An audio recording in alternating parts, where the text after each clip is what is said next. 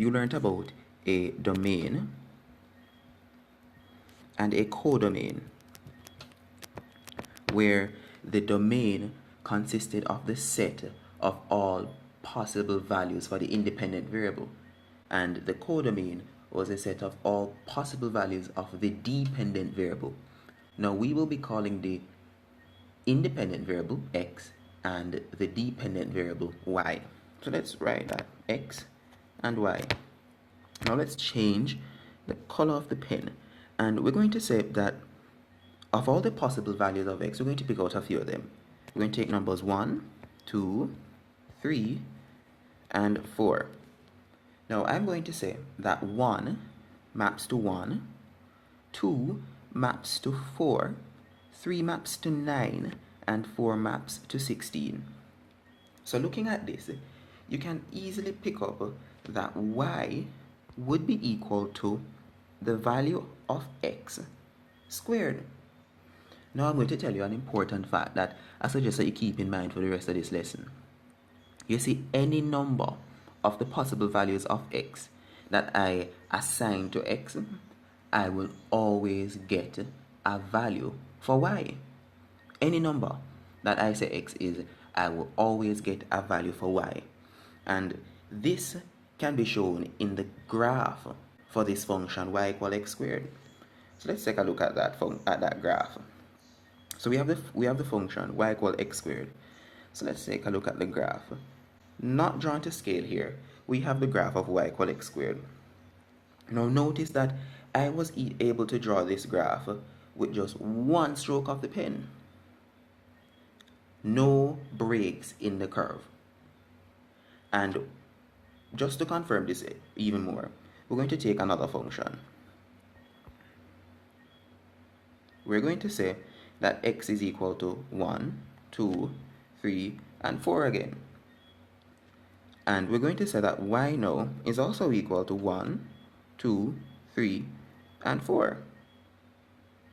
So from this, you can pick up that the function that we're looking at is y is equal to x. Now, again, it's easy to pick up too that for whatever value for y that or for x rather, that I plug in, I will always get a value for y. And this can be shown in the graph. So look how with one stroke of the pen, I am able to get the line y equal x, again, not drawn to scale. So I have this here, one stroke of the pen.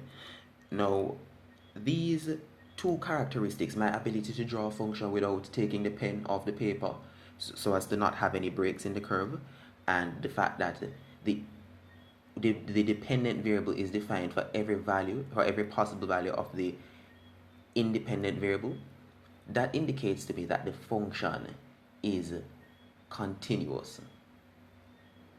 Now, since we have continuous functions, we definitely have discontinuous functions too. So what makes a function discontinuous would be, as expected, the very opposite of what makes it continuous. So for discontinuous functions now, what would happen is that of all the possible values of the independent variable x, there is at least one value for which no y, no dependent variable exists. And for one example, we're going to look at some possible values for the independent variable x. So let's look at some -2, -1, 0, and 1. And we're going to be mapping that to -1 over 2, -1. I'm going to skip the 0. I'm going to come down here. I'm going to put 1. Now, I'm going to just tell you that y is actually equal to 1 over x. So 1 over -2, -1/2. 1 over -1, -1. And 1 over 1 is 1. But 1 over 0. The fact is, we cannot divide by 0. And as such, there is no value for y given by x being equal to 0 in this function here. And so what that suggests is that this function y equal 1 over x is just not a continuous function. As such, it is a discontinuous function. And we can actually see that too in the graph, because for this function y equal 1 over x, we draw one part, and then what happens? We have to take the pen up and come down here and draw another part. Why? Because for x equals 0, there is no value for y. Let me say that again. For x equals 0, there is no value for y.